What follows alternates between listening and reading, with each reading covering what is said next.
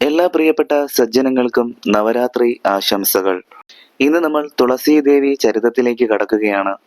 സൃഷ്ടിയുടെ ആരംഭത്തിൽ പരാശക്തിയായ ദേവി സരസ്വതി, രമ, ഉമ എന്നീ 3 ദേവികളായി പിരിഞ്ഞ് യഥാക്രമം ബ്രഹ്മ, വിഷ്ണു, മഹേശ്വരന്മാരുടെ പത്നിമാരായി തീർന്നു. സരസ്വതി ദേവി ബ്രഹ്മദേവന്റെ മാനസത്തിൽ നിന്നും ജനിച്ചതിനാൽ ആ ദേവി അദ്ദേഹത്തിന്റെ പത്നിയാകാതെ പുത്രീഭാവത്തിൽ സത്യലോകത്ത് വർത്തിച്ചു. ഒരിക്കൽ ലക്ഷ്മി ദേവിയെ കാണുവാനായി ഗംഗാദേവിയും സരസ്വതി ദേവിയും കൂടി വൈകുണ്ഠത്തിൽ ചെന്നു. ലക്ഷ്മി ദേവി അതിഥികളെ വേണ്ട ഉപചാരങ്ങളോടെ സ്വീകരിച്ചു സൽക്കരിച്ചു. അനന്തരം അവർ മൂവരും കൂടി കുശലപ്രശ്നം ചെയ്തുകൊണ്ടിരിക്കുമ്പോൾ കഷ്ടകാലത്തിന് ലക്ഷ്മി ദേവിക്ക് ഒരു സംശയം തോന്നി. തന്റെ പ്രാണവല്ലഭനും ഗംഗാദേവിയും തമ്മിൽ പരസ്പരം അനുരക്തരാണോ എന്ന്. സംശയം തീയാണ്.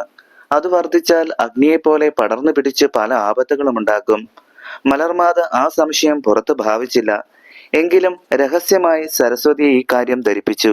ഇത് കേട്ട സരസ്വതി ഗംഗാദേവിയോട് പറഞ്ഞു, എടി, നീ എന്തിന് പുണ്യവതിയുടെ വേഷം ചമഞ്ഞു നടക്കുന്നു? ലജ്ജയില്ലല്ലോ. ഈ ലക്ഷ്മി ദേവിയുടെ കാന്തനിൽ നീ കണ്ണു വച്ചിരിക്കുന്നത് ശരിയാണോ? ലക്ഷ്മി പാവം, ശുദ്ധഗതി കൊണ്ട് ഒന്നും മിണ്ടുന്നില്ലെങ്കിലും മിണ്ടാൻ എനിക്കറിയാം എന്നിങ്ങനെ ശകാരിച്ചുകൊണ്ട് അവളുടെ വാർമുടി പിടിച്ചു വലിച്ചഴയ്ക്കാൻ ഭാവിച്ചു. ലക്ഷ്മി ദേവി അത് കണ്ട് തടസ്സപ്പെടുത്തിക്കൊണ്ട് സരസ്വതി കാണിച്ച ധാർഷ്ട്യത്തെ അപലപിച്ചു കുറ്റപ്പെടുത്തി. ആകപ്പാടെ മനക്ഷയം ഭവിച്ച സരസ്വതി കോപിഷ്ഠയായി കുറ്റബോധത്തോടെ ലക്ഷ്മിയെ ഇങ്ങനെ ശപിച്ചു. വടിയുടെ രണ്ടറ്റത്തും തീ കൊളുത്തി നടുക്ക് പിടിച്ചുകൊണ്ട് നിന്ന് രസിക്കുന്നവളെ പോലെ പെരുമാറുന്ന നീ ഒരു പാഴ്ചെടിയായി തീരട്ടെ. ഉടനെ ഗംഗ ഇങ്ങനെ പറഞ്ഞു, ധിക്കാരം കയറി ധാർഷ്ട്യം പിടിച്ച സരസ്വതിക്ക് ഇന്നതേ പറയാവൂ എന്നില്ല. അവൾ വാഗീശ്വരിയാണ് പോലും. ഒരു കാരണവും കൂടാതെ അവൾ ലക്ഷ്മിയെ ശപിച്ച സ്ഥിതിക്ക് ഞാൻ അവളെയും ശപിക്കുന്നു. സരസ്വതി, നീ ഭൂതലത്തിൽ പാപികളുടെ ദേഹമാലിന്യങ്ങളെ കഴുകിക്കളയുന്ന ഒരു നദിയായി തീരട്ടെ. എന്റെ ശാപവും ഫലിക്കുമോ എന്നറിയട്ടെ. രംഗം വഷളായി. സരസ്വതിയുടെ മുഖം കുങ്കുമം പോലെ ചുവന്നു. കോപിഷ്ഠയായി അവൾ ഗംഗയെ അങ്ങോട്ട് ശപിച്ചു. ആരും പുണ്യവതിയായി തെളിഞ്ഞു നടക്കേണ്ട. നീയും ഭൂമിയിൽ പാപികളുടെ പാപം ഗ്രഹിക്കാനുള്ള ഒരു നദിയായി തീരട്ടെ. അങ്ങനെ ഞാനും നീയും വാഹിനികളായി വാഴാം. ഗർവ് തീരട്ടെ. ഇപ്രകാരം 3 ദേവികളും അകാരണമായ ശാപത്തിനിരയായി. അതിനു തക്ക വല്ല കാര്യവുമുണ്ടോ? ഒന്നുമില്ല. ഒരു സ്നേഹ സന്ദർശനത്തിന് വന്ന 3 പേരും ഒടുവിൽ തെറ്റിപ്പിരിഞ്ഞു. അങ്ങോട്ടും ഇങ്ങോട്ടും ശപിക്കുകയും ചെയ്തു. ദേവികളായ ഇവരുടെ ഇടയിൽ ഈ ദൃശ്യങ്ങളായ തെറ്റിദ്ധാരണകളും മത്സര കലാപങ്ങളും ഉണ്ടായ സ്ഥിതിക്ക് ലൗകിക ജീവിതം നയിക്കുന്ന മനുഷ്യ സ്ത്രീകളുടെ ഇടയിൽ ഇപ്രകാരമുള്ള അടിസ്ഥാനരഹിത കലാപ മത്സരങ്ങൾ ഉണ്ടാകുന്നതിൽ അത്ഭുതമുണ്ടോ? പരസ്പരമുള്ള ശാപങ്ങളും ശകാരങ്ങളും കഴിഞ്ഞ് ദേവികൾ അങ്ങോട്ടും ഇങ്ങോട്ടും മിണ്ടാതെ മുഖം വീർപ്പിച്ചുകൊണ്ട് നിൽക്കുമ്പോൾ മായാമയനായ ഭഗവാൻ മാധവൻ ഒന്നും അറിയാത്ത മട്ടിൽ അവരുടെ മുമ്പിൽ പ്രത്യക്ഷനായി. കാര്യങ്ങൾ സർവവും ഗ്രഹിച്ച ഉടനെ ഭഗവാൻ കരുണാപൂർവം ഇങ്ങനെ പറഞ്ഞു, ഇതാരുടെയും കുറ്റമല്ല. സംഭവിക്കാനുള്ളത് സംഭവിച്ചേ കഴിയൂ. അത് കാലത്തിന്റെ കൽപ്പനയാണ്.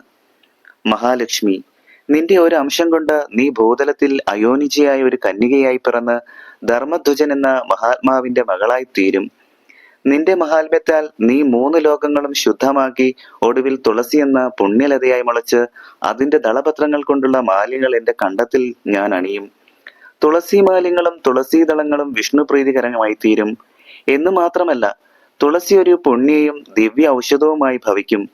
തുളസി നിൽക്കുന്ന സ്ഥലത്തെ മണ്ണിന് പോലും മഹാത്മ്യമുണ്ടായിരിക്കും. എല്ലാം കഴിഞ്ഞ് നീ തിരിച്ചു പോന്ന് മൂലപ്രകൃതിയിൽ ലയിച്ചു കൊള്ളുക. നീ ധർമ്മധ്വജന്റെ പുത്രിയായി വാഴുന്ന കാലത്ത് ശംഖചൂടൻ എന്ന ഒരു അസുരൻ വന്ന് നിന്നെ പത്നിയായി സ്വീകരിക്കും. നീ പേടിക്കേണ്ട. ആ ശംഖചൂടൻ എന്റെ അംശത്തിൽ നിന്ന് ജനിക്കുന്ന ഞാൻ തന്നെയാണ്. വാസ്തവത്തിൽ അവൻ അസുരനല്ല. അനന്തരം അനന്തശായി ഗംഗയെ നോക്കി ഭഗവാൻ ഇങ്ങനെ പറഞ്ഞു, ഗംഗാദേവി, ഭവതി വിഷമിക്കേണ്ട. പരാശക്തിയായ ദേവിയുടെ അഖണ്ഡ നിശ്ചയമാണ് ഇങ്ങനെയൊക്കെ സംഭവിക്കണമെന്നുള്ളത്. പാപപരിഹാരിണിയായ ഒരു മന്ദാകിനിയായി ഭവിക്കുന്നത് ദേവിക്ക് പുണ്യമല്ലേ? ഏതൊരുവൻ നിന്റെ നാമത്തിലുള്ള നദിയിൽ മജ്ജനം ചെയ്യുന്നുവോ അവന്റെ സർവ്വപാപങ്ങളും നശിക്കുമെന്നുള്ളതാണ് നിനക്ക് സിദ്ധിക്കുന്ന വൈശിഷ്ട്യം. ദേവലോക പൂജ്യസ്ഥാനം നിനക്ക് ഭവിക്കും. ഭൂമിയിൽ സൂര്യവംശത്തിൽ ജനിക്കുന്ന ഭഗീരഥൻ എന്ന മഹീപതി തപസ് ചെയ്ത് ദേവമന്ദാകിനിയായി ഭവിക്കുന്ന നിന്നെ ഭൂമിയിലേക്ക് കൊണ്ടുവരും. അതുമൂലം നിനക്ക് ഭാഗീരഥി എന്ന പേരു സിദ്ധിക്കും. ഭൂമിയിലേക്കുള്ള പതനവേളയിൽ നീ പരമശിവന്റെ മൗലിയിൽ തങ്ങി അദ്ദേഹത്തിന്റെ പത്നിയായും ഭവിക്കും. ഗംഗെ, ഒന്ന് ധരിച്ചുകൊള്ളൂ. ഞാനും ശിവനും ഒന്ന് തന്നെയാണ്. 2 രൂപത്തിൽ കാണപ്പെടുന്നു എന്ന് മാത്രം. ഇതിനു പുറമെ ചന്ദ്രവംശ മഹാരഥനായ ശന്തനു എന്ന മഹാരാജാവിന് അദ്ദേഹത്തിന്റെ മുജ്ജമ്മ സുകൃത ഫലമായി നിന്നിലൊരു പുത്രൻ ഉണ്ടാകും. അവൻ അഷ്ടവസ്തുക്കളിൽ ഒരാളായിരിക്കും. ഭീഷ്മർ എന്ന നാമത്തിൽ അവൻ ഏറ്റവും പ്രഖ്യാതനും പ്രബല യുദ്ധനിപുണനുമായി ഭവിക്കും. മൂന്നാമതായി സരസ്വതി ദേവിയെ നോക്കിക്കൊണ്ട് മഹാവിഷ്ണു ഇങ്ങനെ പറഞ്ഞു: ദേവി സരസ്വതി, നീയും സങ്കടപ്പെടേണ്ട. ശാപമനുസരിച്ച നീയും ഒരു പുണ്യവാഹിനിയായി ഭാരതവർഷത്തിൽ പിറന്ന് ഏതാനും കാലം കഴിയുമ്പോൾ വീണ്ടും സത്യലോകം പ്രാപിച്ച് ബ്രഹ്മസന്നിധിയിൽ തന്നെ വാഴുവാൻ കഴിയും. ലോകം മുഴുവനും നിന്നെ വിദ്യയുടെയും ജ്ഞാനത്തിന്റെയും വാക്കിന്റെയും ദേവിയായി പൂജിച്ച് ആരാധിക്കും. യാജ്ഞവൽക്യൻ എന്ന മുനി താൻ പഠിച്ച വിദ്യകൾ മുഴുവൻ മറന്നു പോകുമ്പോൾ ലോകലോകം എന്ന സ്ഥലത്ത് പോയി വിദ്യാമൂർത്തിയായ സൂര്യദേവനെ തപം ചെയ്യും. അപ്പോൾ ആദിത്യൻ പ്രത്യക്ഷപ്പെട്ട സർവ്വവേദങ്ങളും വേദാംഗങ്ങളും ഉപദേശിച്ചിട്ട് മേലിൽ വിദ്യാദേവിയായി നിന്നെ പൂജിക്കുവാനും ഉപാസിക്കുവാനും ഉപദേശിക്കും. അങ്ങനെ നീ സർവപ്രകാരേണ വിദ്യാദേവിയായും ജ്ഞാനസ്വരൂപിണിയായും വാഗീശ്വരിയായും പൂജിക്കപ്പെടും. ഉടനെ ലക്ഷ്മി ദേവി ഇങ്ങനെ ഭഗവാനോട് ചോദിച്ചു: നാഥ, സുചരിതയും സുഭഗയുമായ പത്നിയുള്ളവനാണങ്ങ്. ഏറ്റവും ഭാഗ്യവാനും പുണ്യവാനുമാണ് എന്ന് അങ്ങ് പറയാറുണ്ട്. ആ സ്ഥിതിക്ക് എന്നെ അങ്ങ് പരിത്യജിക്കുന്നത് പാപകരവും ധർമ്മവിരുദ്ധവുമല്ലേ? ഇതിന് മറുപടിയായി ഭഗവാൻ വിഷ്ണു ഇങ്ങനെ പറഞ്ഞു: ദേവി, ഇങ്ങനെ കഥയില്ലാതെ പുലമ്പുന്നത് എന്താണ്? ഞാൻ നിന്നെ ഉപേക്ഷിക്കുകയാണോ? നീ എന്നും എപ്പോഴും എൻ്റെ അരികിൽ തന്നെ ഇരിക്കും. ലക്ഷ്മി ഇല്ലാതെ വിഷ്ണുവില്ല. കാലത്തിന്റെ ആവശ്യമനുസരിച്ച് ദേവികളായ നിങ്ങളും ലോകോപകാരത്തിന് വേണ്ടി നിങ്ങളുടെ അംശം കൊണ്ട് മറ്റു രൂപങ്ങളെ പ്രാപിക്കുന്നു എന്നല്ലാതെ മറ്റൊന്നും സംഭവിക്കുന്നില്ല. അതൊരു ശിക്ഷയുമല്ല, ആലോചിച്ചു നോക്കിയാൽ ശാപഫലവുമല്ല. കാര്യത്തിനു കാരണമായി ശാപം സംഭവിച്ചു എന്ന് മാത്രമേയുള്ളൂ. ലക്ഷ്മി, നീ മായാദേവിയാണ്. നിന്നിലുള്ള മായയ്ക്ക് പോലും മഹത്വമുണ്ട്. ശാപഗ്രസ്തരായി രൂപം പകരുന്നത് നിങ്ങളുടെ ഒരു അംശം മാത്രമാണ്. ദേവി, കേൾക്കൂ.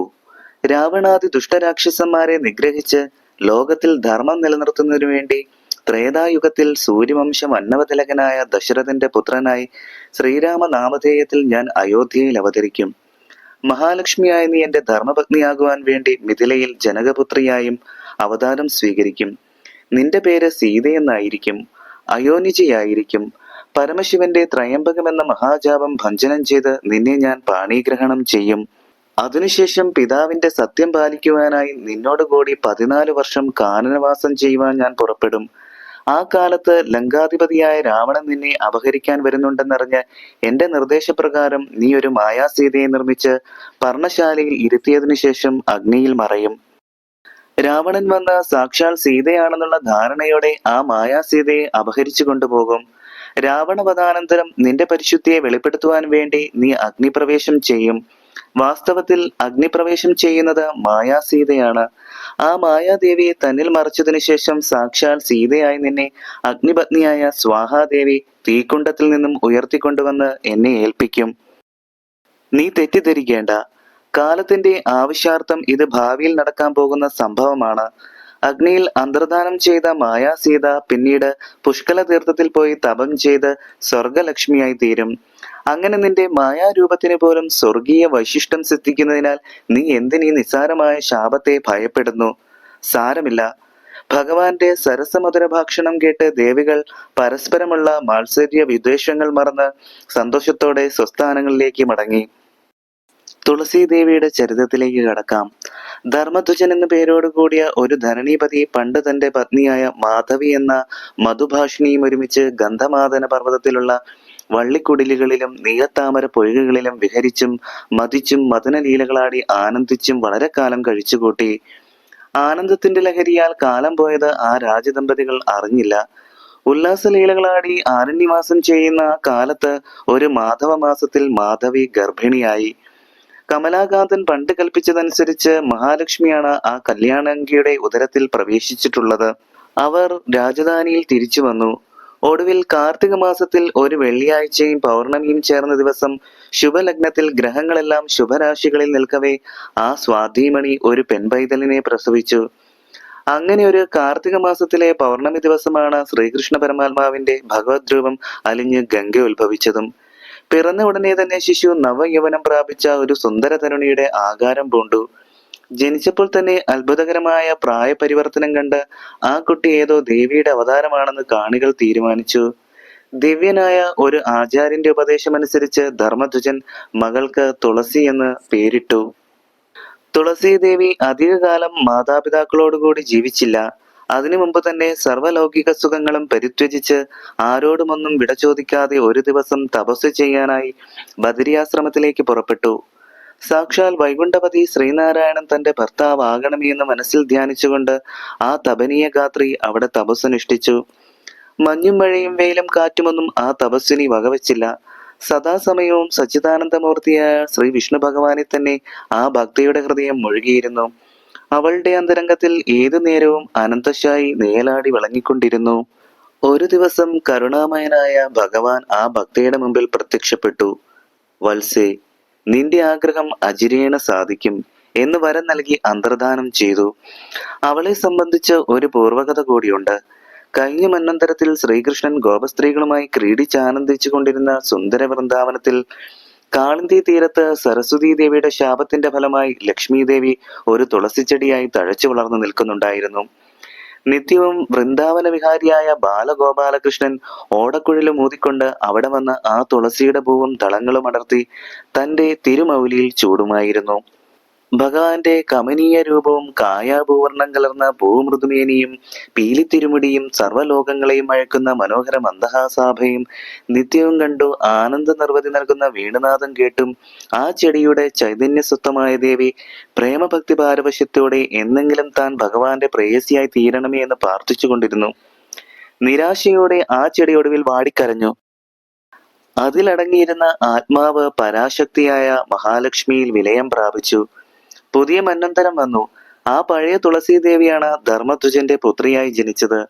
അവൾക്ക് തുളസി എന്ന് നാമകരണം ചെയ്യാൻ ദൈവീകമായ പ്രചോദനമുണ്ടായതും ആ കാരണത്താലാണ്. ബദരിയാശ്രമത്തിലെ തപസ് കഴിഞ്ഞ് തുളസി മാതാപിതാക്കളുടെ സവിധത്തിൽ എത്തിയെങ്കിലും അവിടെയും അവൾ ഒരു തപസ്വിനിയായി തന്നെ ജീവിച്ചു. ലൗകിക ചിന്തകളൊന്നും കൂടാതെയുള്ള മകളുടെ സന്യാസ ജീവിതം കണ്ട് അച്ഛനമ്മമാർക്ക് അത്യധികം സങ്കടമുണ്ടായി. യോഗ്യനായ ഒരു രാജകുമാരനെ കൊണ്ട് അവളെ വിവാഹം കഴിപ്പിക്കാനും അവർ ഒരുങ്ങി. പക്ഷെ ഒന്നിനും തുളസി വഴങ്ങിയില്ല. ആ കാലത്ത് കാമദേവൻ ചാതുര്യത്തോടെ തന്റെ ഭൂപാണങ്ങൾ ആ പൂവലങ്കിയുടെ കുളിർവശോജങ്ങളെ ലക്ഷ്യമാക്കി പ്രയോഗിച്ചു തുടങ്ങി. അതോടുകൂടി തുളസിയുടെ മട്ടും ഭാവവുമൊക്കെ ഒന്ന് മാറി. അവളുടെ തപസ്സും ധ്യാനവും നിന്നു. ആ കുട്ടിയുടെ അകക്കാമ്പിൽ കാമുക വിരഹവേദന ആളിപ്പിടിച്ചു തുടങ്ങി. അവൾ സദാസമയവും തന്റെ കാമുകനായ ശ്രീകൃഷ്ണന്റെ വരവും കാത്തിരിപ്പായി.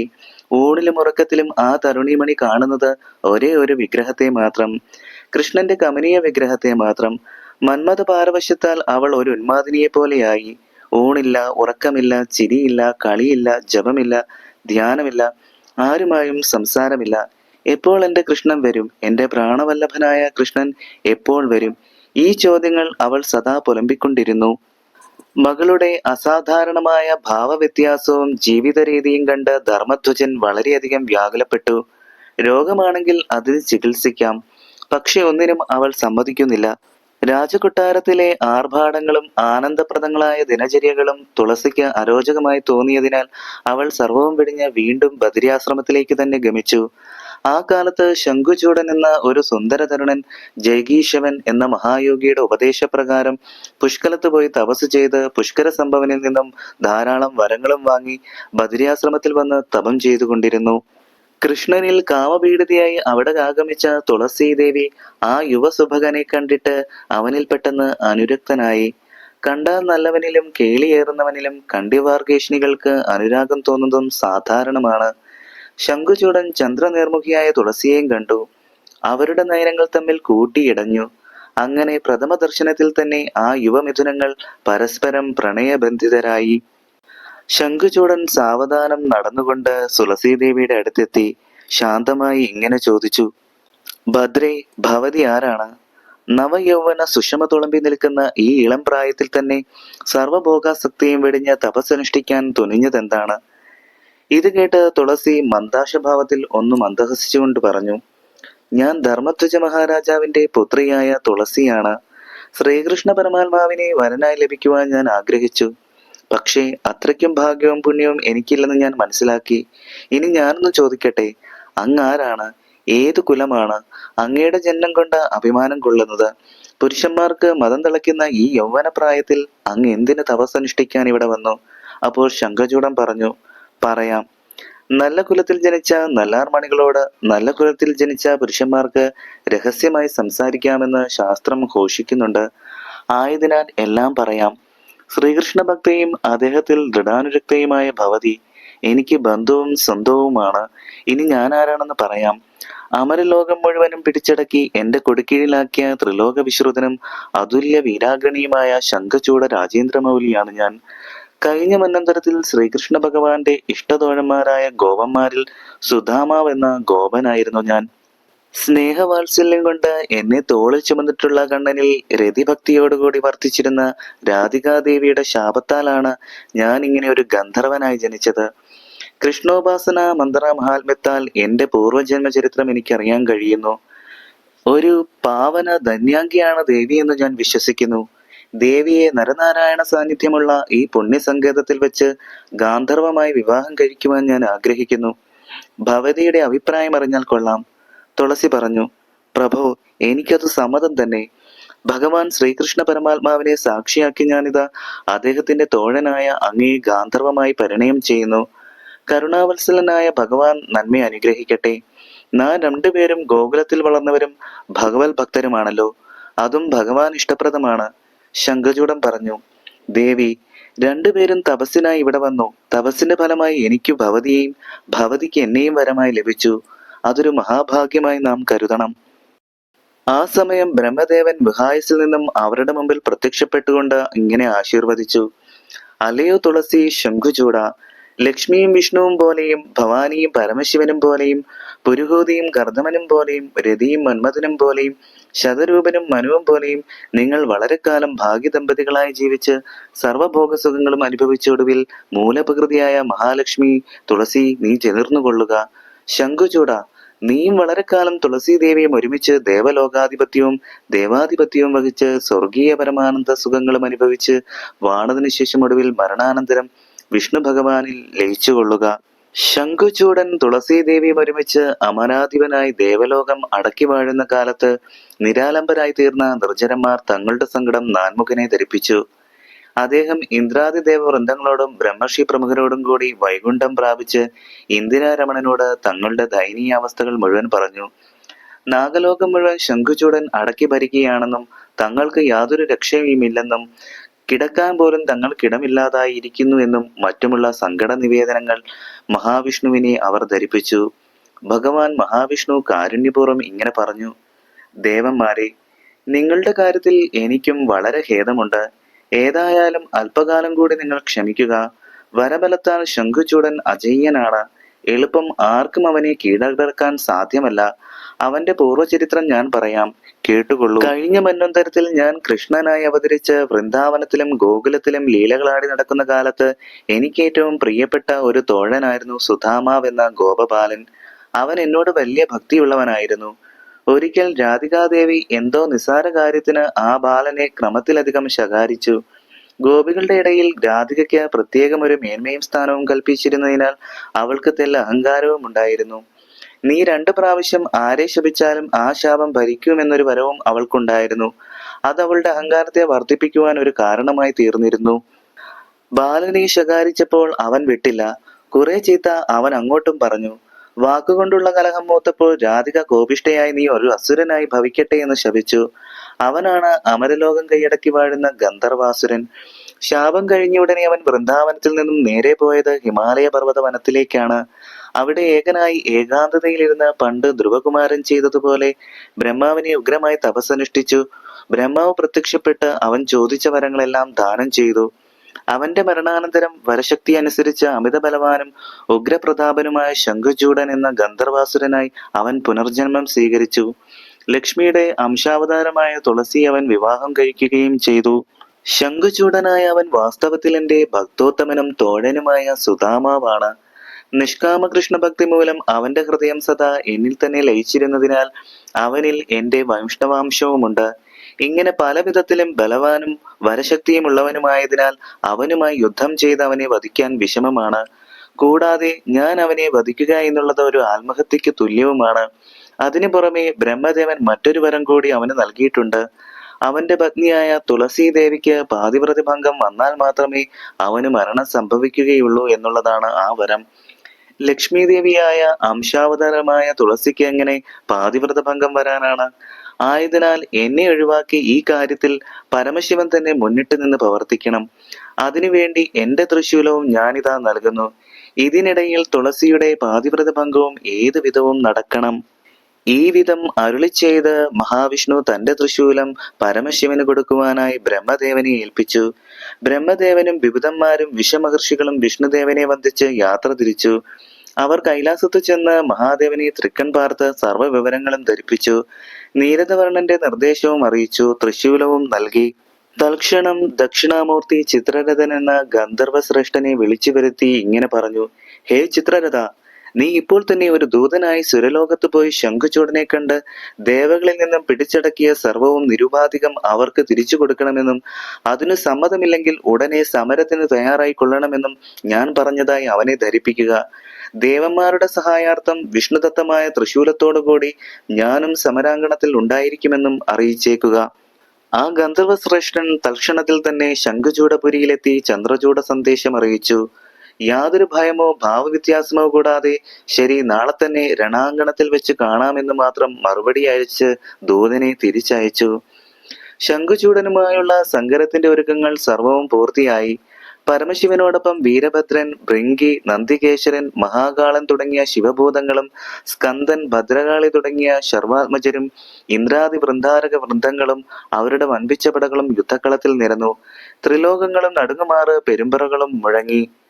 അഷ്ടബാഹുക്കളോടും കരങ്ങളിൽ ഓരോന്നിലും ഭീകരായുധങ്ങളോടും മേധുര ഭയാനകമായ ആകൃതിയോടും കാർമേഘവർണ്ണത്തോടും നീണ്ടുവളഞ്ഞ ദംഷ്ട്രകളോടും ഉഗ്രരുതിര രൂക്ഷാക്ഷികളോടും കോലാട്ടഹാസ ഗർജന പ്രഘോഷത്തോടും ചലനങ്ങളൊത്തുകിലുങ്ങുന്ന ചിലങ്കധ്വനികളോടും കൂടി ഭദ്രകാളി അടർക്കളത്തിന്റെ മുന്നിൽ നിലകൊള്ളുന്നു. അന്തികത്തിൽ തന്നെ അന്തകാന്തനായ ശിവനും തൃശൂലമേന്തി നിൽക്കുന്നു. ആ സമയം കൊണ്ട് ശംഖുചൂടന്റെ സേനകളും പോർക്കളത്തിന്റെ എതിർവശത്ത് വന്നു നിരന്നു.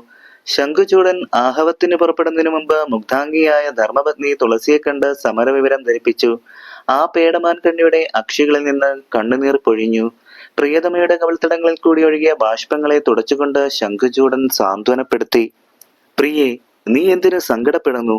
വാനവർക്കായാലും ദാനവർക്കായാലും മനുഷ്യർക്കായാലും എന്തിന് ത്രിമൂർത്തികൾക്കായാലും ജീവിതമെന്നും സുഖപ്രദമല്ല.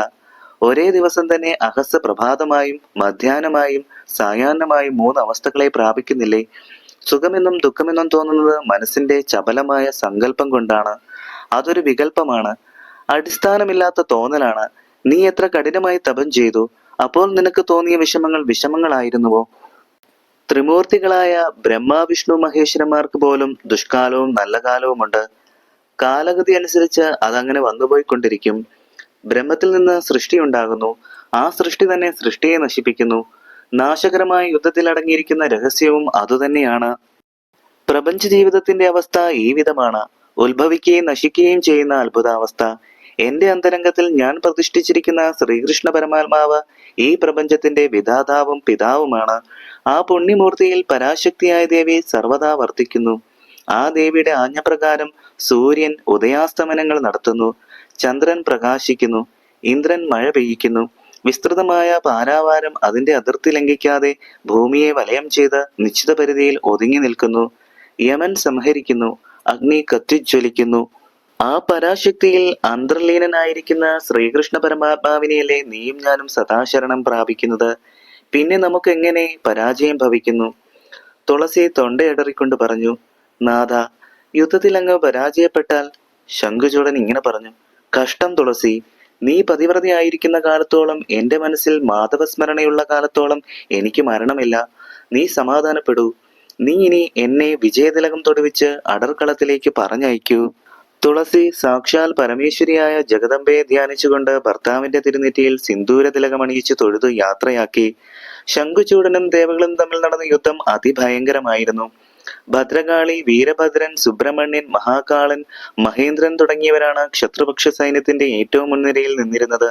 അതിനു മുമ്പിൽ തൃശൂലവും ധരിച്ച് സർവ്വ നേതൃത്വവും വഹിച്ചുകൊണ്ട് ഭഗവാൻ പരമശിവനും നിൽക്കുന്നു. അങ്ങോട്ടും ഇങ്ങോട്ടും ദിവ്യാസ്ത്ര പ്രയോഗങ്ങൾ തുടങ്ങി. ഭദ്രകാളി ആയിരക്കണക്കിന് ശംഖുചൂഡ ഭടജനങ്ങളെ കൊന്നൊടുക്കി കുടൽമാല ചൂടി. അതുപോലെ വീരഭദ്രനും സ്കന്ദനും നിമിഷമിളവില്ലാതെ ശത്രു സൈന്യത്തെ നിഗ്രഹിച്ചു കൊണ്ടിരുന്നു. അതുപോലെ ശംഖുചൂഡനും ധീരം ധീരം പോരാടി സഹസ്രക്കണക്കിന് ദേവസൈന്യത്തെയും നശിപ്പിച്ചു. ബാണങ്ങൾ കൊണ്ട് അവരുടെ ദിവ്യായുധങ്ങളെയും ഒട്ടനവധി ഖണ്ഡിച്ചു. അക്ഷോഹിണിപ്പടകളും രഥങ്ങളും ശംഖുചൂഡ വിശിഖങ്ങൾ ഏറ്റു തകർന്നു. സുബ്രഹ്മണ്യം ബോധം കെട്ട് തേർത്തട്ടിൽ വീണു. കാളി അദ്ദേഹത്തെ ചുമലിലെടുത്ത് അടർക്കളത്തിൽ നിന്നും അകലെ കൊണ്ടുപോയി ആലസ്യം തീർത്തു. വീണ്ടും വാശിയോടെ സങ്കരം തുടർന്നു. യുദ്ധമധ്യേ മൃത്യുഞ്ജയൻ വിളിച്ചു പറഞ്ഞു, ശംഖുചൂഡ, നിന്നോട് യുദ്ധം ചെയ്യണമെന്ന് ഞങ്ങൾക്കാർക്കും ആഗ്രഹമില്ല.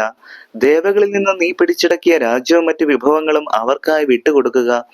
യുദ്ധം മതിയാക്കി ഈ നിമിഷം ഞങ്ങൾ തിരിച്ചു പോയിക്കൊള്ളാം. അപ്പോൾ ശംഖുചൂഡൻ പറഞ്ഞു, ഭഗവാനെ കൈലാസവാസ, ദേവകളും അസുരന്മാരും ഗന്ധർവന്മാരുമെല്ലാം ഒരേ പിതാവായ കശ്യപന്റെ മക്കളല്ലേ? ഞങ്ങൾ തമ്മിൽ കലഹിക്കുമ്പോൾ നിഷ്പക്ഷനായിരിക്കേണ്ട നിന്തിരുവടി ധർമാധർമ്മങ്ങളെ ചിന്തിക്കാതെ ഒരു പക്ഷം പിടിച്ച് യുദ്ധം ചെയ്യുന്നത് ധർമ്മമാണോ? എന്നോട് വെറുപ്പ് തോന്നാൻ ഞാൻ ഭഗവാനോട് എന്തു തെറ്റു ചെയ്തു? ദേവേന്ദ്രൻ എന്തു ഗുണം ചെയ്തു?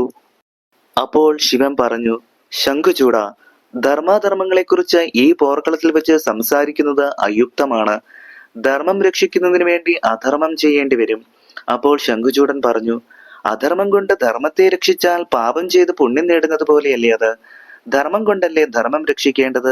അതല്ലേ ഉത്തമമായ ധർമ്മനീതി? അപ്പോൾ ശിവൻ പറഞ്ഞു, ധർമ്മത്തെ ധർമ്മം കൊണ്ട് രക്ഷിക്കുമ്പോൾ ഒരു വശത്ത് ആ ധർമ്മം അധർമ്മമായി തോന്നിപ്പെടും. അതിരിക്കട്ടെ, യുദ്ധത്തിൽ നിന്ന് പിന്മാറാൻ നിനക്ക് സമ്മതമാണോ? അപ്പോൾ ശംഖുചൂഡൻ പറഞ്ഞു, നിങ്ങളാണ് യുദ്ധം ആരംഭിച്ചത്. ആയതിനാൽ അത് നിങ്ങൾ തന്നെ നിർത്തുന്നതാണ് ഉത്തമം. സങ്കരം കൂടുതൽ ഉഗ്രതരമായി തീർന്നു. പ്രളയാഗ്നി പോലെ വിശിഖങ്ങൾ അങ്ങോട്ടും ഇങ്ങോട്ടും കത്തിക്കാളി ചീറിപ്പാഞ്ഞുകൊണ്ടിരുന്നു. ശിവഭൂതങ്ങൾ ഭയപ്പെട്ട് ഓടാൻ തുടങ്ങി. ഒന്നുകണ്ടും രക്ഷയില്ലെന്ന് കണ്ടപ്പോൾ കാർത്തികേയൻ ചീർത്ത കോപത്തോടെ ഒരു നാരായണാസ്ത്രം അഭിമന്ത്രിച്ചു തൊടുത്തുവിട്ടു. ശംഖുചൂഡൻ ആ ദിവ്യബാണത്തെ ശ്രീകൃഷ്ണ തിരുനാമം ജപിച്ചുകൊണ്ട് തല താഴ്ത്തി വന്ദിച്ചപ്പോൾ അത് അവനെ തെല്ലുപോലും സ്പർശിക്കാതെ കടന്നുപോയി. ഉടനെ ഭദ്രകാളി ഒരു ബ്രഹ്മാസ്ത്രം തന്റെ ദീർഘായുധ ചണ്ഡചാപത്തിൽ തൊടുത്തെഴുതു. ആ ബ്രഹ്മാസ്ത്രത്തെ മറ്റൊരു ബ്രഹ്മാസ്ത്രം കൊണ്ട് ശംഖുചൂഡൻ തടുത്തു. കാളി ആഗ്നേയാസ്ത്രം പ്രയോഗിച്ചപ്പോൾ ശംഖുചൂഡൻ പർജന്യാസ്ത്രം കൊണ്ട് അത് നിരോധിച്ചു. ഉടനെ സുബ്രഹ്മണ്യൻ വരുണാസ്ത്രം പ്രയോഗിച്ചു. ശംഖുചൂഡൻ ഗന്ധർവാസ്ത്രത്താൽ അതും നിഷ്ഫലവും ദുർബലവുമാക്കി. അങ്ങനെ ദിവ്യാസ്ത്രങ്ങൾക്ക് ദിവ്യാസ്ത്രങ്ങളും മാരകാസ്ത്രങ്ങളും പരസ്പരം പ്രയോഗിച്ചു. ഇതിനിടയിൽ മട്ടലർബാണവൈരി പുഷ്ടകോപത്തോടെ മധുസൂദനദത്തമായ തൃശൂലം 5 തവണ 5 വിധത്തിൽ ശംഖുചൂഡന്റെ നേർക്കെറിഞ്ഞു. ആ 5 തവണയും അഞ്ജനവർണഭക്തൻ തന്റെ കരുത്തുറ്റ ബാണങ്ങളാൽ അത് 5 കാതം ദൂരത്തെറിപ്പിച്ചു കളഞ്ഞു. ഗൗരീപദേ പ്രഭോ, എന്തു ചെയ്തിട്ടും അവനോട് പറ്റുന്നില്ലല്ലോ. അവനോട് തോൽക്കുന്നത് നിന്തിരുവടിക്ക് അപമാനമാണ്. ഇനി നാം എന്താണ് ചെയ്യേണ്ടത്? ഇങ്ങനെ സങ്കരമധ്യേ ഭദ്രകാളി രുദ്രനോട് ചോദിച്ചു. അടർക്കളം ശബ്ദകോലാഹലമായി. ആഹവം അതിന്റെ മൂർധന്യാവസ്ഥയിലെത്തി. ആ സമയം ഇന്ദിരാരമണൻ ശംഖുചൂഡന്റെ ആകൃതിയിൽ യുദ്ധം ജയിച്ചു വരുന്ന മട്ടിൽ തുളസിയുടെ സമീപത്ത് വന്ന് സന്തോഷപൂർവ്വം അവളെ ഒന്ന് ആശ്ലേഷിച്ചു. പരംപുരുഷനുമായി രതിക്രീഡ ചെയ്യണമെന്നില്ല. അവനെ ആലിംഗനം ചെയ്താലും സതീമണികളെ സംബന്ധിച്ചിടത്തോളം അത് പാതിവ്രത്യ ഭംഗമാണ്. ശംഖുചൂഡനെ സംബന്ധിച്ചിടത്തോളം പ്രിയപത്നിയുടെ ചാരിത്രം നഷ്ടപ്പെട്ടു. ഈ രഹസ്യം പാർവതീരമണൻ ദിവ്യജ്ഞാനത്താൽ ഗ്രഹിച്ച് തൽക്ഷണം തന്നെ സുദർശന ചക്ര സന്നിഭം കത്തിച്ചിരിക്കുന്ന തൃശൂലമെടുത്ത് പ്രതിയോഗിയുടെ നേർക്ക് പ്രയോഗിച്ചു. കത്തിയെരിഞ്ഞ് ജലിച്ചുകൊണ്ട് പാഞ്ഞെടുക്കുന്ന വൈഷ്ണവ ദിവ്യശൂലം കണ്ട് കാര്യം ഗ്രഹിച്ച ശംഖുചൂഡൻ തന്റെ കയ്യിലിരുന്ന ശരാസനത്തെയും ശരത്തെയും വലിച്ചു ദൂരെ എറിഞ്ഞിട്ട് ശ്രീകൃഷ്ണ ഭഗവാനിൽ ധ്യാന നിമഗ്നനായി രഥത്തിൽ യോഗാസനം പൂണ്ട് നിശ്ചേഷ്ടനായിരുന്നു. അപ്പോഴേക്കും തേരും വീരശിഖാമണിയായ ശംഖുചൂഡനും കത്തിയെരിഞ്ഞ് വെണ്ണീറായി. ആ സമയം ഭക്തവത്സലനായ ചെന്താമരക്കണ്ണൻ ശ്രീകൃഷ്ണ ഭഗവാൻ നയനാമൃത ദിവ്യമോഹനാകൃതിയിൽ സർവ വൈഷ്ണവ ചിഹ്നങ്ങളോടും കൂടി ശംഖുചക്ര കഥാപത്മധാരിയായി ഒരു സുവർണ വിമാനത്തിൽ വിഹായസിൽ പ്രത്യക്ഷപ്പെടുകയും ഉടനെ ശംഖുചൂഡന്റെ പുണ്യാത്മാവ് ശ്രീകൃഷ്ണ പരമാത്മാവിൽ വിലയം പ്രാപിക്കുകയും ചെയ്തു. വിമാനവും അമ്പരവേദിയിൽ അപ്രത്യക്ഷമായി. ഈ അതിശയകരമായ കാഴ്ച കണ്ട് പരമശിവനും ഭദ്രകാളിയും സ്കന്ദനും ഭൂതഗണങ്ങളും പരിസ്തംഭരായി നിന്നുപോയി. ആ സമയം ഭഗവാൻ ശിവശങ്കരമൂർത്തിയും ആ വിമാനത്തിൽ ശ്രീകൃഷ്ണഗാത്രത്തിൽ അപ്രത്യക്ഷനായി. അതും ഒരു വിസ്മയം. ദ്വാപരയുഗാന്ത്യത്തിൽ ഇനിയും ശ്രീകൃഷ്ണാവതാരം ഉണ്ടാകുമ്പോൾ ശ്രീകൃഷ്ണ ഭക്തോത്തമനായ ശംഖുചൂഡൻ സുധാമാവായി ജനിച്ച് കൃഷ്ണ സായുജ്യം പ്രാപിക്കും എന്നൊരശരീരിയും അപ്പോൾ കേൾക്കപ്പെട്ടു. പരാശക്തിയായ ദേവിയുടെ അരുളപ്പാടായിരുന്നു അത്. തുളസിയെ ആലിംഗനം ചെയ്ത ശംഖുചൂഡവേഷധാരിയായ മഹാവിഷ്ണുവിന്റെ ഭാവം കണ്ടപ്പോൾ പതിവ്രതാ ശിരോരത്നമായ തുളസിയുടെ ഹൃദയത്തിൽ ഒരു സംശയ സർപ്പം പണം വിടർത്തി. അവൾ കോപസ്വരത്തിൽ ചോദിച്ചു, അങ്ങ് ആരാണ്? എന്റെ ഭർത്താവ് തന്നെയാണോ? എന്നെ വഞ്ചിക്കുവാനായി പോർക്കളത്തിൽ നിന്ന് വന്ന ഒരു മായാവിയാണങ്ങ് എന്റെ അന്ധകരണം പറയുന്നു. കാപട്യത്തോടു കൂടിയ ആ ആലിംഗനം എന്റെ ഭർത്താവിന്റെ അല്ലായിരുന്നു. സത്യം പറഞ്ഞില്ലെങ്കിൽ ഞാൻ ശപിച്ചു നിന്നെ ഭസ്മമാക്കും. പറയൂ. തുളസീദേവി രോഷാകുലയായി ശപിക്കാൻ ഭാവിച്ചപ്പോൾ സച്ചിന്മയനായ ജനാർദ്ദനൻ ശംഖുചക്ര കഥാപത്മങ്ങളടങ്ങിയ 4 തൃക്കൈകളോടും നവരത്നശോഭിതമായ മണിക്കിരീടത്തോടും ശ്രീവത്സാങ്കിതവും കൗസ്തുഭരത്നഹാര വിഭൂഷിതമായ തിരുവക്ഷസോടും കൂടി ഈ വിഷ്ണു ഭഗവാന്റെ ജഗന്മോഹന രൂപത്തിൽ ആ പുണ്യശാലിനിയുടെ മുമ്പിൽ പ്രത്യക്ഷപ്പെട്ടു. കോടി ഗന്ധർഭസുന്ദരനായി നിൽക്കുന്ന ശ്രീഹരിയുടെ മുമ്പിൽ പ്രേമഭക്തി പുളകിതയായ തുളസി പുലമ്പി, പ്രഭോ, വൈകുണ്ഠപതി, അങ്ങീ ചതി പ്രവൃത്തി ചെയ്തത് ധർമ്മമാണോ? സുചരിതയായ ഒരു പതിവ്രതയുടെ സതീത്വത്തിന് കളങ്കം വരുത്തുക, ഭക്തോത്തമനായ ഒരു രാജപുങ്കവനെ കൊല്ലിക്കുക, അധർമ്മമായ വഞ്ചന കാണിക്കുക, ഇത് രണ്ടും ലോകരക്ഷകനും ധർമ്മസംസ്ഥാപകനുമായ നിന്തിരുവടിക്ക് ചെയ്യാവുന്ന പ്രവൃത്തിയാണോ? അധർമ്മിയായ ഒരു അസുരം പോലും അറയ്ക്കുന്ന കുടില പ്രവൃത്തിയാണല്ലോ ഇങ്ങ് ചെയ്തത്. അപ്പോൾ ഭഗവാൻ ഇങ്ങനെ പറഞ്ഞു, ഭദ്രേ, ഭവതി കേൾക്കൂ. സർവോത്തമമായ ധർമ്മത്തെ പരിരക്ഷിക്കുന്നതിനു വേണ്ടി അതിന് തടസ്സങ്ങളായി നിൽക്കുന്ന ചില നിസ്സാര ധർമ്മങ്ങളെ നിഷ്കാസനം ചെയ്യേണ്ടി വരും. ധർമ്മത്തിനു വേണ്ടി ധർമ്മത്തെ വെടിയുക എന്നേ അതിന് പറയാനുള്ളൂ. ആ നിലയിൽ ലോകത്തിന്റെ നിലനിൽപ്പിനു വേണ്ടി എനിക്കത് ചെയ്യേണ്ടി വന്നു. അത് ധർമ്മദംസനമല്ല, ധർമ്മപരിപാലനമാണ്. 2 ഭാഗവും ദേവി ചിന്തിക്കണം. ഞാൻ ഭർത്താവാകണമെന്ന് പ്രാർത്ഥിച്ചുകൊണ്ട് അനവധി കാലം തപസ്സനുഷ്ഠിച്ചവളാണ് ദേവി. ആ പരമാർത്ഥം ചിന്തിക്കുമ്പോൾ ഭവതിയുടെ മുമ്പിൽ പ്രത്യക്ഷപ്പെട്ട് ദർശനവും സ്പർശനവും നൽകിയത് തെറ്റാണോ? ശംഖുചൂഡൻ ഭവതിയുടെ ഭർത്താവായി. അവൻ ആരാണെന്ന് ഭവതി അറിയുന്നുണ്ടോ? അവൻ ഇന്ന് വധിക്കപ്പെട്ടു. അപ്പോൾ തുളസീദേവി പൊട്ടിക്കരഞ്ഞുകൊണ്ട് പറഞ്ഞു, അയ്യോ ഭഗവാനെ, ഞാൻ വിധവയായോ? എന്റെ വല്ലഭൻ വധിക്കപ്പെട്ടു എന്നോ? അങ്ങ് എന്റെ ശരീരത്തെ സ്പർശിച്ചു എനിക്ക് പാതിവ്രത ഭംഗം വരുത്തിയത് കൊണ്ടാണ് അദ്ദേഹം കൊല്ലപ്പെട്ടത്. ഹേ ലക്ഷ്മീപതേ, പത്മളാക്ഷ, അങ്ങയുടെ കണ്ണുകൾ അന്ധങ്ങളായിപ്പോയോ? അനീതിയാണോ അങ്ങയുടെ നീതി? അങ്ങയുടെ ലക്ഷ്മിയെ മറ്റൊരുത്തൻ പുലുകിയാൽ അത് ധർമ്മമായിട്ട് അങ്ങ് കരുതുമോ? അപ്പോൾ വിഷ്ണു ഭഗവാൻ പറഞ്ഞു, ദേവി, ക്ഷമയോടെ കേൾക്കൂ. ശംഖുചൂഡൻ ആരാണെന്ന് നീ അറിയുന്നുണ്ടോ? ഞാൻ തന്നെയായ ഗോപാലകൃഷ്ണന്റെ ഭക്തപാർഷദനും അവനിൽ സ്വാമ്യം പ്രാപിച്ചവനുമാണവൻ. ആ നിലയിൽ ഞാൻ തന്നെയാണവൻ. അവൻ നിന്റെ ഭർത്താവായത് ഞാൻ നിന്റെ ഭർത്താവായതിന് തുല്യമാണ്. സൂക്ഷ്മധർമ്മം ആലോചിക്കുമ്പോൾ തുളസി, നിനക്ക് പാതിവ്രത ഭംഗമൊന്നും വന്നിട്ടില്ല. അവനിൽ നിറഞ്ഞിരുന്ന കൃഷ്ണനെയാണ് നീ സ്നേഹിച്ചത്. കുറെ കാലം അവൻ സ്വർഗത്തിൽ വാണ് സ്വർഗീയ സുഖം അനുഭവിച്ചതിനു ശേഷം വീണ്ടും വൈവസ്വത മനുവിന്റെ കാലത്ത് ദ്വാപര യുഗാന്ത്യത്തിൽ ഗോകുലത്തിൽ ജനിച്ച് കൃഷ്ണസായുജ്യം നേടി എന്നിൽ വിലയം പ്രാപിക്കും. ഞാൻ തന്നെയായ ഗൗരീകാന്തനായ ശിവൻ ഞാൻ നൽകിയ ശൂലത്താൽ അവന്റെ ആത്മാവിന് ഗതി വരുത്തി. ഞാൻ തന്നെ സുവർണ വിമാനത്തിൽ അവന്റെ ആത്മാവിന് സ്വർഗാരോഹണവും നടത്തി. അതിനാൽ തുളസി, നീ സങ്കടപ്പെടേണ്ട. നിന്നെ സ്പർശിച്ചത് നിന്റെ ആത്മവല്ലഭനായ ഞാൻ തന്നെയാണ്. നീ ആരാണെന്ന് ഓർമ്മിക്കണം. എന്റെ പ്രിയവല്ലഭയും പരാശക്തിയുമായ മഹാലക്ഷ്മിയാണ് നീ. സരസ്വതി ശാപത്താൽ നീ തുളസി എന്ന നാമത്തോടെ ധർമ്മധ്വജന്റെ പുത്രിയായി. വാസുദേവകൃഷ്ണൻ നിന്റെ ഭർത്താവാകണമെന്ന് ആഗ്രഹിച്ചുകൊണ്ട് തപസ്സനുഷ്ഠിച്ചു. കൃഷ്ണപുണ്യാംശമുള്ള ശംഖുചൂഡൻ നിന്നെ പാണിഗ്രഹണം ചെയ്തു. ഇപ്പോൾ നിന്റെ ശാപം അവസാനിച്ചു. വീണ്ടും ലക്ഷ്മിയായി എന്റെ സന്നിധിയിൽ വന്നിരിക്കുന്നു. ശ്രീപതി ഈ വിധം അരുളി ചെയ്തതോടുകൂടി തുളസിയുടെ പുണ്യാത്മാവ് മലർമങ്കയിൽ വിലയം പ്രാപിക്കുകയും അവളുടെ ഭൗതിക ജഡം ചേതനയേറ്റ് നിലം പതിക്കുകയും ചെയ്തു. ഭഗവാൻ ആ ജഡത്തെ നോക്കി വീണ്ടും പറഞ്ഞു, ഈ പരിശുദ്ധ ജഡം ദ്രവിച്ച് മണ്ണോട് മണ്ണായി തീരുന്ന ഈ സ്ഥലം ഗണ്ഡകി എന്ന ഒരു പുണ്യമന്ദാകിനിയായി ഭവിക്കും. ഇവളുടെ കൃഷ്ണവർണ്ണം പൂണ്ട നീണ്ട കാർക്കൂന്തൽ കൃഷ്ണ തുളസിക്കുള്ള സർവോത്കൃഷ്ട പുഷ്പമായി തീരും. തുളസീതളമാല്യം ഒരു വാടാമലർ മാല്യമായി നിന്റെ സ്മരണയ്ക്ക് വേണ്ടി എന്നും ഞാൻ കഴുത്തിലണിയും. തുളസിച്ചെടി നിൽക്കുന്ന ഗൃഹത്തിൽ എന്നും എന്റെ അധിവാസം ഉണ്ടായിരിക്കും. ഭൂതപ്രേത പിശാചാദികളൊന്നും ആ പൊന്നിലത് നിൽക്കുന്ന സ്ഥലത്തിന്റെ പരിസരങ്ങളിൽ അടുക്കുകയില്ല. തുളസി പുഷ്പം കൊണ്ടുള്ള അർച്ചനയായിരിക്കും എനിക്ക് ഏറ്റവും പ്രിയപ്പെട്ട പൂജ. ഗണ്ഡകി നദിയായി ഭവിക്കുന്ന നിന്റെ ജഡത്തെ എന്നും കണ്ടുകൊണ്ടിരിക്കുവാനായി ശിലാരൂപത്തിൽ ഞാനും അവിടെ മുളയ്ക്കുന്നതാണ്. ആ ശില പിന്നീട് പല കഷ്ണങ്ങളായി പിരിഞ്ഞ് ശുദ്ധമായ നദീജലത്തിൽ പതിക്കും. ആ ശിലാകൃഷ്ണങ്ങളിൽ ഓരോന്നിലും എന്റെ സാന്നിധ്യം ഉണ്ടായിരിക്കും. അതിന് സാളഗ്രാമം എന്നുള്ള നാമം നൽകി. എന്റെ പ്രതിബിംബമായി ഭക്തന്മാർ അതിനെ എടുത്തു പൂജിക്കും. ഇപ്രകാരം തിരുവായ്മൊഴി തൂകി സച്ചിദാനന്ദ സ്വരൂപനായ മഹാവിഷ്ണു തുളസീദേവിയായ മഹാലക്ഷ്മിയോടുകൂടി വൈകുണ്ഠം പ്രാപിച്ചു. എല്ലാ പ്രിയപ്പെട്ട സജ്ജനങ്ങൾക്കും ഭഗവാന്റെ അനുഗ്രഹം ഉണ്ടാകട്ടെ എന്ന് പ്രാർത്ഥിച്ചുകൊണ്ട് ഇന്നത്തെ തുളസീദേവി ചരിതം ഇവിടെ പൂർണ്ണമാകുന്നു. നന്ദി, നമസ്കാരം.